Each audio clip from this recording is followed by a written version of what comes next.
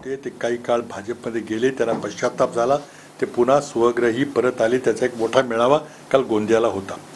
तिथं आमचे प्रभारी रमेशजी छनीदला, आमचे अध्यक्ष नानाभाऊ पटोले, आमचे विरोधी पक्षनेते विजयजी वडेट्टीवार हे सगळे जिथं उपस्थित होते.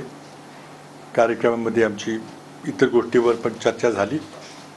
आता निवडणुका आहेत त्यामुळे बैठका होत राहतात, बैठका होत राहतील. मुंबईत आमच्या काही 2-3 दिवसामध्ये बैठका ठरलेल्या आहेत. पुढं आता दिल्लीला काही बैठका ठरलेल्या आहेत. बैठका घेणं हे निवडणुकीच्या पूर्वतयारीचा एक भाग असतो. राज्यात महाविकास आघाडीचं सरकार आल्यानंतर केंद्रातल्या सरकारला नितीश कुमार पाठिंबा काढून कशा पद्धतीने बघतात? असं आहे की आपल्याला अटल बिहारी वाजपेयी यांच्या 13 महिन्याच्या सरकारचा अनुभव आहे. सरकार अल्पमतात गेल्यामुळं वाजपेयींना 13 महिन्यातच राजीनामा द्यावा लागला.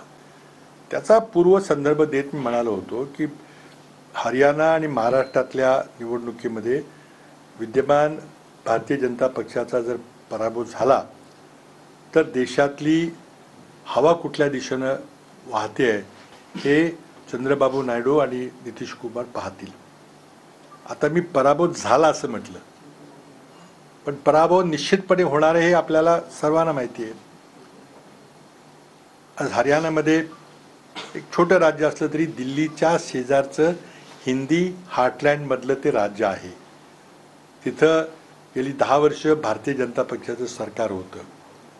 आता त्या अँटी इन्कम्बन्सीचा किती मोठा फटका बसतोय हे आता 8 ऑक्टोबरला आपल्याला कळेल.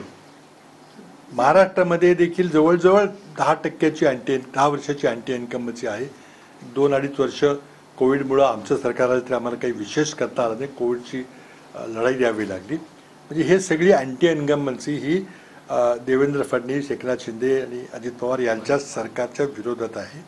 आणि त्याचा एक आपल्याला प्रत्यय आला तो लोकसभा निवडणुकीमध्ये आला. 48 पैकी 31 जागा महाविकास आघाडीला मिळाल्या, म्हणजेच 65% जागा